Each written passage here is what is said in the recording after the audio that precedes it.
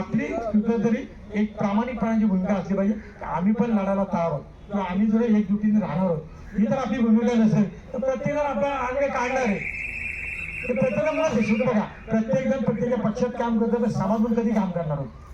आम्ही देखील बऱ्याच जणांना आमदार केले, खासदार केले, भरपूर काय केले, परंतु आपण आपल्या समाजाच्या माणसाला कधी करणार आहोत? तेही समाजाचे कधी आवाज उठवला का?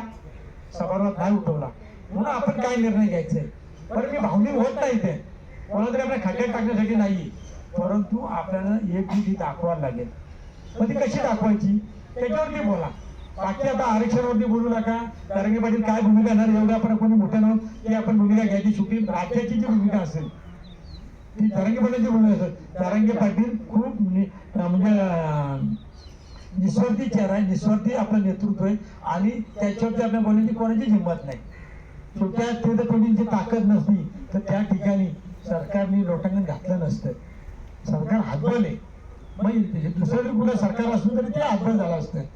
तरी कुठल्या काही लोकांची देण्याची मानसिकता होती, काही लोकांनी विरोध केला द्यायला। सरकारने सुद्धा 3 घटक पक्ष आपल्याला सर्वांना माहिती आहे, पण त्या फळात गेलो तर खूप मोठा इतिहास होईल त्याचा, पण आपण त्यात जायचं नाही। परंतु आपण ही निवडणुकीला सामोरे जायचं की नाही, जायचं असेल आपला उमेदवार कुणी असेल एकमत आपण करू।